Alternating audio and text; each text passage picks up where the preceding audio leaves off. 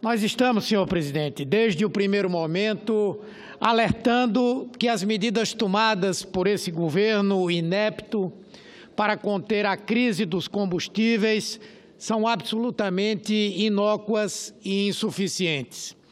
E os resultados desastrosos dessa política errática já começam a aparecer porque a conta não fecha.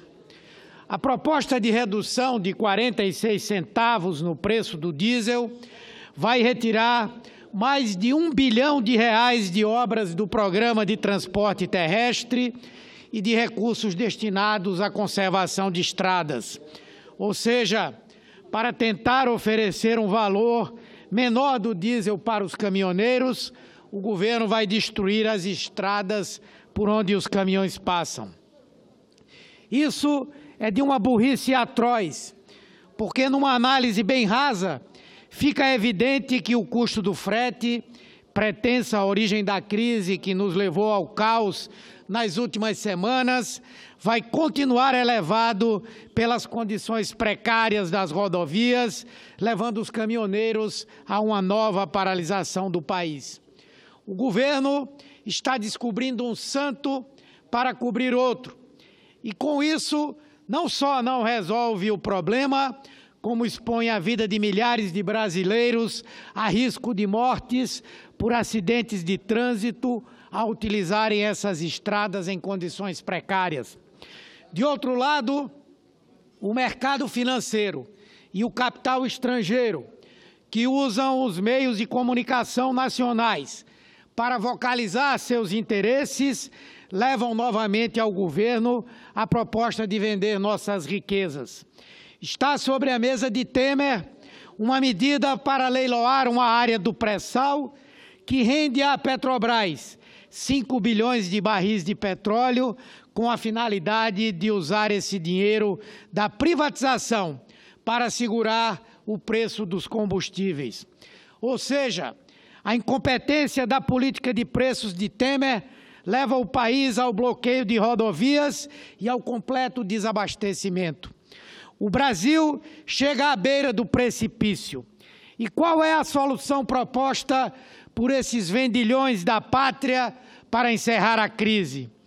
Queimar nossas riquezas e torrar todo o dinheiro para segurar o preço de um combustível que o próprio governo autoriza subir. É o mesmo que enxugar gelo. Temer reajusta o combustível mais de 220 vezes em 2 anos e quer vender nosso patrimônio para aplicar o resultado dessa privatização para segurar um preço que ele mesmo autorizou, porque o largou ao sabor da volatilidade do mercado externo. É inacreditável. Então, essas medidas propostas não vão resolver o problema. Antes de tudo, vão agravá-lo pela venda de um patrimônio que garante a nossa soberania, medida a que a imensa maioria dos brasileiros se opõe, e pelo desinvestimento em áreas essenciais à nossa infraestrutura e ao futuro da nossa população. Todas as pesquisas de opinião, sem exceção, mostram claramente que o povo brasileiro é contrário à privatização da Petrobras, é contrário à privatização do sistema Eletrobras. Olhem, por exemplo, o que vai acontecer à educação e à saúde, que já tiveram os investimentos congelados por 20 anos por esse governo nefasto. Esses 2 setores também vão custear essa bandalheira instaurada na política de preços da Petrobras. Só do Ministério da Educação, mais de 200 milhões de reais serão tungados para tapar os erros desse governo de nécios. Da saúde, estão roubando 35 milhões de reais do Mais Médicos, 12 milhões da farmácia popular, 15 milhões da saúde indígena, 39 milhões de reais da manutenção das unidades de saúde. Então, é uma dilapidação em larga escala para financiar uma política que não trará resultados práticos ao país. Há, ao contrário, o vivo sentimento de que essas medidas vão aprofundar os problemas e nos arrastar para uma nova e mais virulenta paralisação do país. As consequências já estão sendo sentidas pelos brasileiros no seu cotidiano. Em todo o país, há uma dificuldade imensa de encontrar gás de cozinha, cujos preços extorsivos já impedem, especialmente no Nordeste, o uso do produto. No governo de Dilma, um bujão de gás custava menos de R$50. Hoje, o valor é superior a 70 e as pessoas estão voltando a usar lenha ou recorrer ao gás clandestino e até a álcool para poder cozinhar. O resultado é uma explosão de mais de 60% no número de queimados somente no Hospital da Restauração, no Recife, uma das maiores emergências do Nordeste. A Folha de São Paulo traz hoje na coluna de Mônica Bergamo um relato do horror em que se transformou na vida cotidiana do brasileiro essa política criminosa de Temer para os combustíveis. Somente no último fim de semana, 7 pessoas foram atendidas com queimaduras por tentar cozinhar com álcool na região metropolitana do Recife.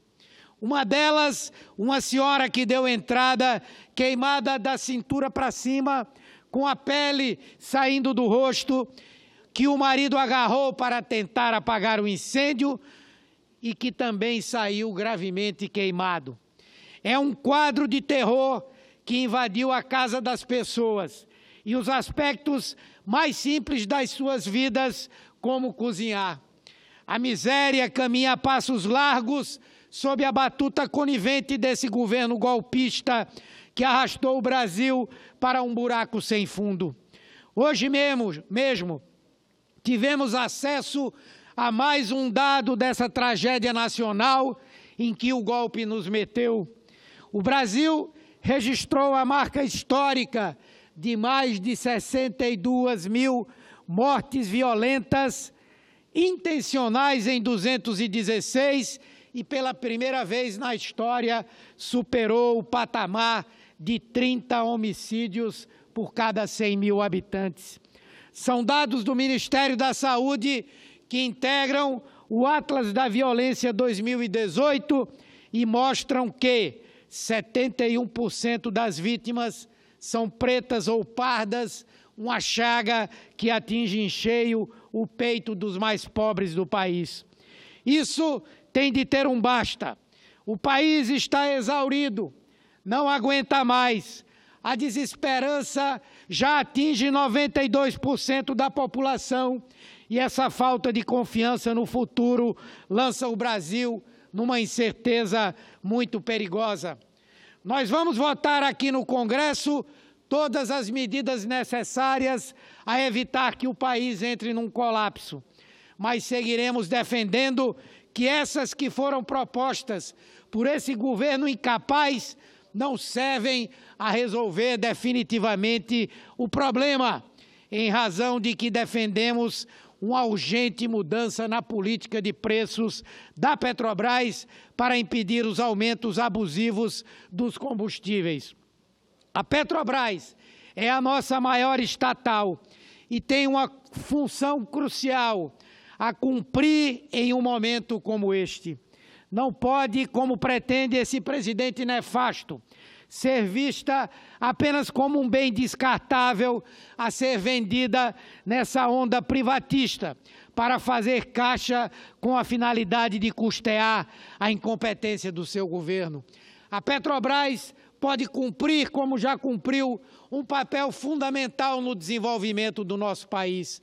No governo Lula, onde ela cresceu mais de 125%. A Petrobras foi responsável pelo desenvolvimento regional em várias áreas do país, implantando refinarias que agora estão atuando com ociosidade, investindo em fábricas de fertilizante, fortalecendo a indústria, fortalecendo não, ressuscitando a indústria naval a partir da compra de navios petroleiros e de sondas por intermédio da Transpetro. A Petrobras, que investiu diretamente na exploração do petróleo e descobriu essa grande riqueza que é o pré-sal. E agora o que nós estamos assistindo é que, na época em que o pré-sal foi descoberto e a sua exploração foi regulamentada pelo presidente Lula e pela presidenta Dilma, o recurso do pré-sal formaria um fundo para financiar a saúde, a educação, a infraestrutura do país e tantas outras ações importantes. Agora, no governo golpista, o que nós estamos assistindo é o pré-sal financiar, por intermédio dos recursos orçamentários da Previdência, da Saúde, da Educação e de tantos outros, a manutenção dos preços do diesel. Então, é a inversão de toda uma lógica. O pré-sal era riqueza para financiar o futuro do Brasil. Agora poderá ser transformado em privatização para financiar o desastre da política de preços da Petrobras. E hoje já são os recursos da saúde e da educação que vão financiar os lucros daqueles acionistas que não podem perder um único centavo, enquanto o povo brasileiro passa o tempo inteiro a perder o que tem e o que não tem. Muito obrigado, senhor presidente.